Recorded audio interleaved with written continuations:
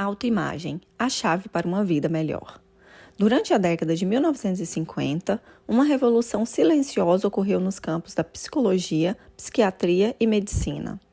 Novas teorias e conceitos sobre o eu evoluíram a partir dos trabalhos e das descobertas de psicólogos clínicos, psiquiatras e cirurgiões plásticos. Novos métodos decorrentes dessas descobertas resultaram em mudanças significativas na personalidade, na saúde e, ao que parece, até mesmo nas competências e aptidões.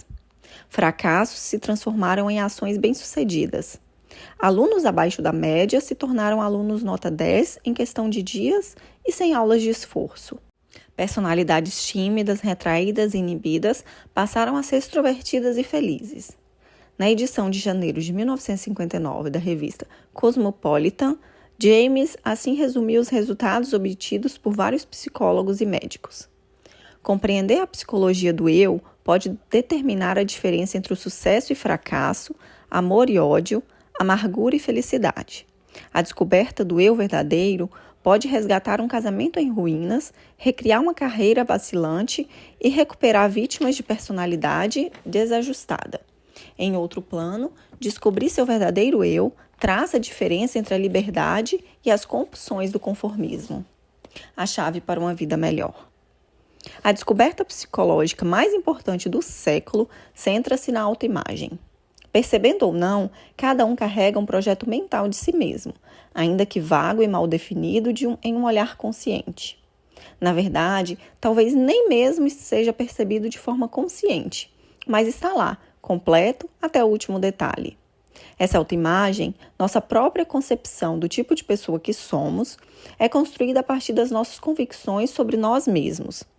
No entanto, a maioria se forma inconscientemente, a partir de nossas experiências, fracassos, humilhações, triunfos e reações de outras pessoas a nós, em especial na primeira infância. A partir de tudo isso, construímos mentalmente um eu, ou uma imagem de um eu. Uma vez que uma ideia ou uma convicção sobre nós mesmos se incorpora a essa imagem, torna-se verdadeira. Ou seja, sem questionarmos sua validade, passamos a agir de acordo com ela como se fosse verdade. Essa autoimagem torna-se um elemento fundamental para uma vida melhor em razão de duas importantes descobertas. Primeira, todas as ações, os sentimentos e comportamentos, até mesmo a capacidade, são sempre coerentes com essa autoimagem. Em suma, você agirá como o tipo de pessoa que imagina ser e não conseguirá mesmo agir de outra forma, apesar de todos os esforços conscientes ou força de vontade. O homem que se concebe como um fracasso encontrará alguma maneira de fracassar, a despeito de todas as suas boas intenções ou de sua força de vontade, mesmo que a oportunidade seja jogada em seu colo. Aquele que se considera vítima de injustiça, aquele que imagina estar fadado a sofrer, sempre encontrará circunstâncias para confirmar suas suspeitas. A autoimagem é uma premissa, uma base ou um alicerce sobre o qual toda personalidade, comportamento e até mesmo realidade são construídos.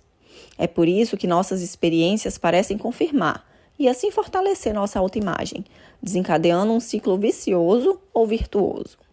Por exemplo, um estudante que se vê abaixo da média ou que é péssimo em matemática, invariavelmente constatará isso nas avaliações escolares. E então terá a prova da sua baixa capacidade. Uma jovem cuja autoimagem é do tipo de pessoa que ninguém gosta, vai descobrir que os colegas a evitam nas festas da escola.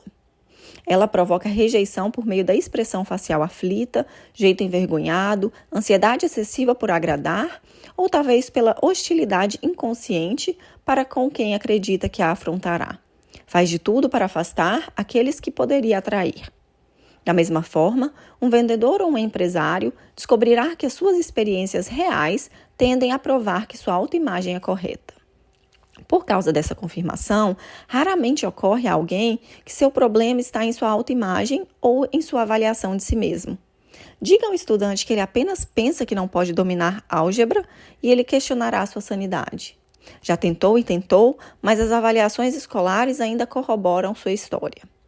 Diga ao vendedor que é apenas uma ideia o fato de que ele não pode ganhar mais do que um certo valor e ele usará sua lista de pedidos para provar que você está errado. Sabe muito bem o quanto já tentou e falhou. No entanto, como ainda veremos, mudanças quase milagrosas ocorrem tanto no desempenho de alunos quanto na capacidade de ganho de vendedores quando são persuadidos a mudar sua autoimagem. 2. A autoimagem pode ser mudada. As histórias de numerosos casos mostraram que nunca se é jovem ou velho demais para mudar a autoimagem e assim começar a viver uma nova vida. Uma das razões de parecer tão difícil mudarmos nossos hábitos, nossa personalidade ou nosso estilo de vida é que até agora quase todos os esforços de mudança se direcionaram para o eu, por assim dizer, em vez do centro. A narrativa de numerosos pacientes é algo do tipo: se você está falando sobre pensamento positivo, já tentei e simplesmente não funciona para mim. No entanto, um simples questionamento revela que esses indivíduos tentaram empregá-lo em circunstâncias exteriores pontuais, em algum hábito ou desajuste de caráter específico. Vou conseguir esse emprego. Vou ficar mais calmo e tranquilo no futuro. Esse empreendimento vai dar certo. Mas nunca imaginaram mudar sua forma de pensar sobre o eu para alcançar tais coisas. Jesus nos advertiu sobre a insensatez de colocar um remendo de tecido novo em uma roupa velha, ou de colocar vinho novo em odres velhos. O pensamento positivo não pode ser usado como um remendo ou uma muleta para a mesma velha autoimagem. Na verdade, é impossível pensarmos positivamente sobre uma situação particular enquanto mantivermos um conceito negativo do eu. E numerosos experimentos mostraram que, uma vez que o conceito de eu é alterado, realizam-se com facilidade e sem esforço outras coisas coerentes com esse novo conceito. Um dos primeiros e mais convincentes experimentos nessa linha foi conduzido pelo falecido Prescott Leak, um dos pioneiros na psicologia da autoimagem. Leak concebeu a personalidade como um sistema de ideias, que devem todas parecer coerentes entre si. As incoerentes com o sistema são rejeitadas, desacreditadas e não postas em prática. Aceitam-se apenas ideias que parecem coerentes com o sistema. No centro dele, a pedra angular, a base sobre qual todo o restante é construído, está o ideal do ego do indivíduo, sua autoimagem ou a concepção de si mesmo. Leck, como professor, teve a oportunidade de testar sua teoria em milhares de alunos. Leck teorizou que, se um aluno enfrentasse dificuldades significativas para aprender um determinado assunto, talvez fosse porque, do ponto de vista do aluno, seria incoerente aprendê-lo. Leck acreditava, no entanto, que se conseguisse mudar a autoconcepção do aluno, no qual se fundamentava esse ponto de vista, também se mudaria a atitude dele em relação ao assunto. Se o estudante pudesse ser induzido a mudar seu autoconceito, sua capacidade de aprendizagem também deveria mudar. Isso foi comprovado. Um dos alunos que errou 55 palavras entre 100 e foi reprovado em tantas matérias tornou-se um dos melhores soletradores da escola e obteve uma média geral de 9,1 no ano seguinte. Um rapaz que se viu obrigado a deixar uma faculdade por causa de notas baixas, entrou na Universidade de Colômbia e se tornou um estudante exemplar. Uma garota que foi reprovada 4 vezes em latim, depois de 3 conversas com o orientador da escola, alcançou a nota 8,4. Um garoto a quem informaram a ausência total de aptidão para inglês ganhou, no ano seguinte, menção honrosa em um prêmio literário. O problema desses alunos não era a limitação de inteligência ou carência de aptidões básicas, mas uma autoimagem inadequada. Não tenho uma mente matemática, sou por natureza um mau soletrador. Identificam-se com os próprios erros e fracassos. Em vez de dizer, fui mal na avaliação, factual e descritivo, concluíam, sou um fracasso. Em vez de dizer, fui reprovado nessa matéria, diziam, sou um fracasso. Aos interessados em aprender mais sobre o trabalho de Leck, recomendo o seu livro Autoconsistência, uma teoria da personalidade. Leck também recorreu ao mesmo método para curar alunos com gagueira e hábitos como roer unhas. Tenho em meus arquivos histórias de casos igualmente convincentes. O homem que tinha tanto medo de estranhos e raramente saía de casa, mas agora ganha a vida como palestrante. O vendedor que já havia redigido uma carta de demissão porque simplesmente não estava preparado para vender e 6 meses depois era o número 1 em uma equipe de 100 vendedores.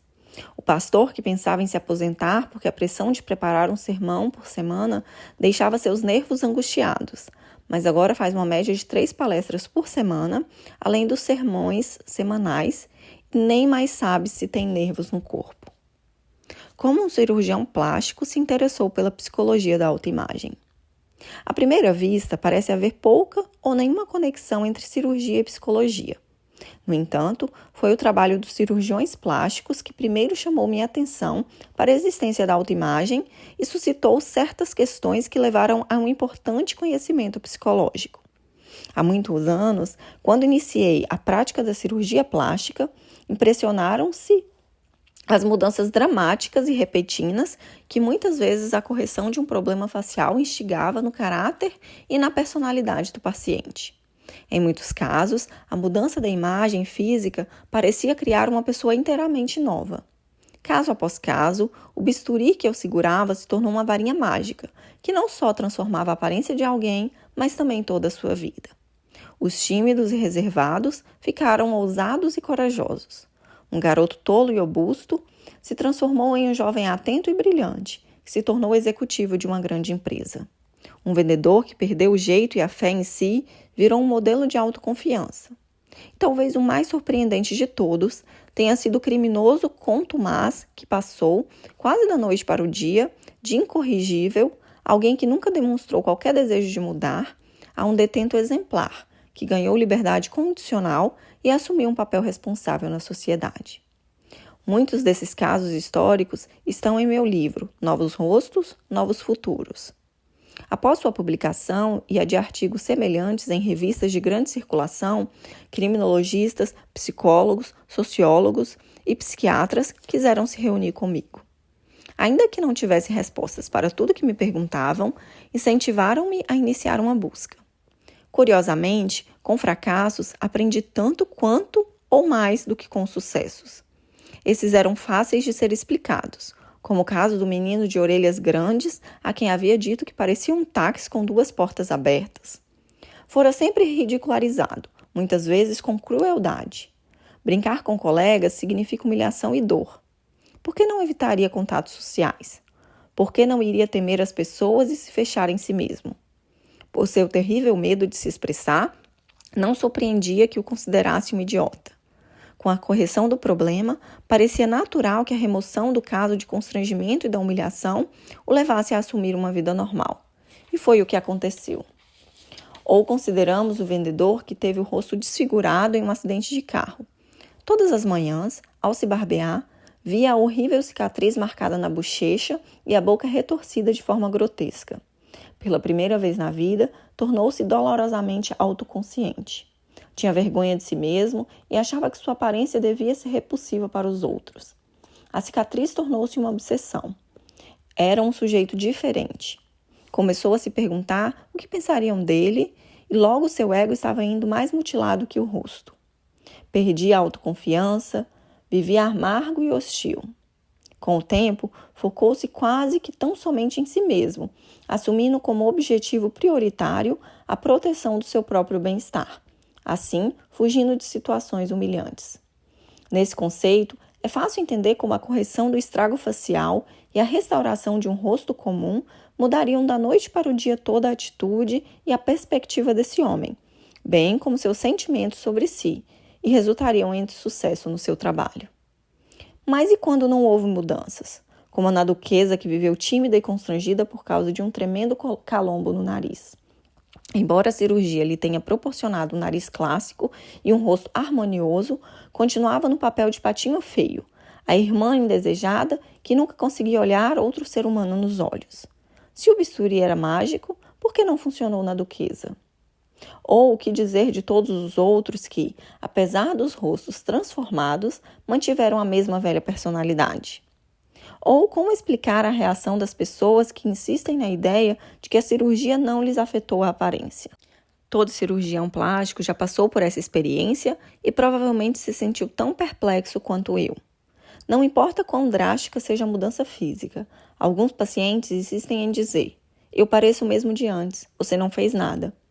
Podem ficar quase irreconhecíveis para os amigos e até para a família, todos empolgados com a beleza recém-adquirida, mas eles próprios insistem que veem apenas uma ligeira ou nenhuma mudança. Comparação por meio de fotografias de antes e depois, além de não ajudar muito, talvez desperte um clima de hostilidade. Por alguma estranha alquimia mental, o paciente racionaliza. Claro, posso ver que o meu calombo não está mais aqui, mas meu nariz ainda parece o mesmo. Ou, a cicatriz pode não estar mais aparecendo, mas ela ainda está aqui. Cicatrizes que trazem orgulho em vez de constrangimento. Ainda outra pista na busca da evasiva autoimagem era de que nem todas as cicatrizes ou desfigurações resultavam em vergonha e humilhação.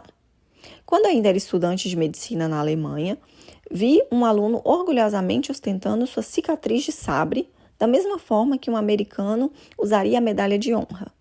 Para os duelistas, a elite da sociedade universitária, uma cicatriz facial era um emblema comprobatório que implicava boa reputação.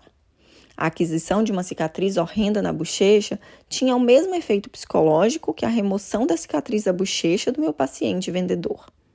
Na velha New Orleans, um negro usava um tapa-olho com o mesmo objetivo. Então comecei a entender que um instrumento cortante não tinha poderes mágicos. Poderia ser usado em uma pessoa para infligir uma cicatriz e em outra para eliminá-la com os mesmos resultados psicológicos. O mistério da feiura imaginária. Para uma pessoa desfavorecida com uma genuína disformidade congênita ou por resultado de um acidente, a cirurgia plástica pode, de fato, parecer mágica. Com base nesses casos, seria fácil teorizar que a remoção dos defeitos físicos por meio de cirurgia plástica seria a cura para todas as neuroses, infelicidades, fracassos, medos, ansiedades e falta de autoconfiança. No entanto, de acordo com essa teoria, pessoas com rostos comuns, ou pelo menos sem maiores problemas, não seriam atingidas por deficiências psicológicas, viveriam alegres, felizes, autoconfiantes, livres de ansiedade e preocupação. Sabemos muito bem que isso não é verdade. Tampouco essa teoria consegue explicar as pessoas que visitam o consultório de um cirurgião plástico e exigem um lifting facial para eliminar uma feiura imaginária. Há mulheres na faixa de 35 ou 45 anos que estão convencidas que lhe parecem velhas, mesmo que tenham uma aparência correspondente à idade e, em muitos casos, bastante atraente. Algumas jovens se convencem de que são feias apenas porque as dimensões da boca, do nariz ou dos seios não se assemelham às estrelas de cinema. Há homens que acreditam ter orelhas muito grandes ou narizes desproporcionais. Um cirurgião plástico ético nem sequer consideraria operá-lo, mas infelizmente os charlatões ou os chamados médicos de plástica estética, que nenhuma associação médica admite como membros, não têm tais escrúpulos. Essa feiura imaginária é muito comum. Uma pesquisa com universitários mostrou que 90% estavam insatisfeitos com a sua aparência. Se as palavras normal e médio significam alguma coisa, é óbvio que 90% dessa população não podem ter uma aparência anormal, diferente ou defeituosa. Pesquisas semelhantes mostraram que quase a mesma porcentagem da população geral encontra algum motivo para se constranger da própria imagem física. Essas pessoas reagem como se tivessem alguma desfiguração real. Sentem o mesmo constrangimento e desenvolvem os mesmos medos e ansiedades. Sua capacidade de viver com plenitude é bloqueada e sufocada pelo mesmo tipo de bloqueio psicológico. Suas cicatrizes, embora mentais e emocionais, são igualmente incapacitantes.